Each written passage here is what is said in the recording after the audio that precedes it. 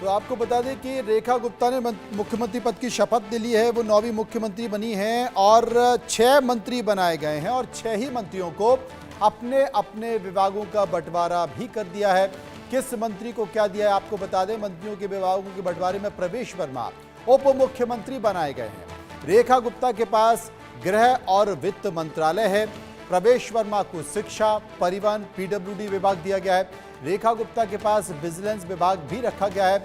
मनजिंदर सिंह सिरसा को स्वास्थ्य मंत्रालय की जिम्मेदारी दी गई है। सिरसा को शहरी विकास मंत्रालय की जिम्मेदारी भी दी गई है। वहीं कपिल मिश्रा को पर्यटन मंत्री बनाया गया है। पर्यटन मंत्रालय का जिम्मा दिया है, यानी कि कह सकते हैं कि सबसे हल्का विभाग यहाँ पर मिला है, किसी और को नहीं बल्कि सीधे कपिल मिश्रा को। तो कुल मिलाकर विभागों को बंटवारा हो चुका है। रेखा सरकार आज से अपना कामकाज शुरू कर रही है और यमुना किनारे कैबिनेट भी जाएगी, इस तरह के संकेत हैं। यमुना की सफाई को लेकर कोई बड़ा संकेत हो सकता है। विभागों का बंटवारा हो चुका है। मनजिंदर सिरसा को शहरी विकास मंत्रालय की जिम्मेदारी दे दी गई है। इसके साथ साथ उन्हें स्वास्थ्य मंत्रालय का जिम्मा भी दिया गया है। दोनों बड़े और अहम मंत्रालय दिए गए हैं। कपिल मिश्रा को जल दिया गया है, पर्यटन दिया गया है और संस्कृति दी गई है। तीनों अहम और बड़े मंत्रालय हैं माने जा रहे हैं।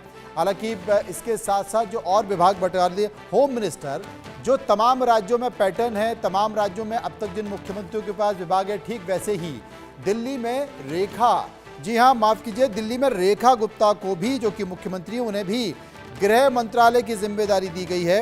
ये जिम्मेदारी दे दी गई है। तो कुल मिलाकर तमाम महत्वपूर्ण मंत्रालय, जैसे कि आप अपने टीवी स्क्रीन पर देख रहे हैं कि किसको क्या मंत्रालय दिया गया है। रेखा गुप्ता विजिलेंस विभाग भी संभालेंगी, क्योंकि तमाम भ्रष्टाचार को रोकने के लिए, भ्रष्टाचार की रोकथाम के लिए विजिलेंस विभाग बहुत महत्वपूर्ण होता है।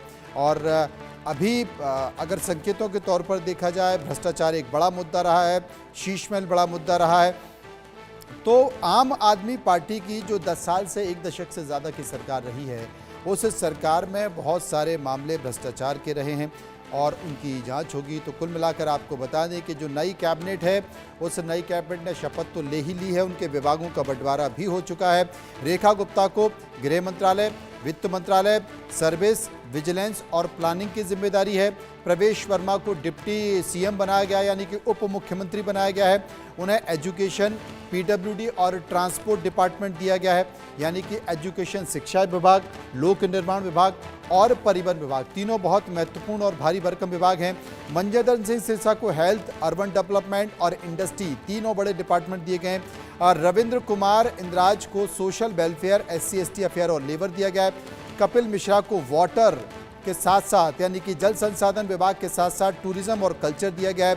आशीष सूद को revenue, environment, food and civil supply के डिपार्टमेंट दिया गया है। पंकज कुमार सिंह को लॉ, लेजिस्लेटिव अफेयर और हाउसिंग। मेहंदी कर इस बारे में हमारे संवाददाता ज़्यादा बेहतर तरीके से बताए जाएंगे। मेहंदी, ये लग रहा था कि दिल्ली में किसी को उप मुख्यमंत्री नहीं बनाया जाएगा, लेकिन अंततः ये मान लिया जाए कि प्रवेश वर्मा को उप मुख्यमंत्री बना दिया है। खुश तो नहीं होंगे, लेकिन कम से कम ठीक है, संतुष्टि के लिए।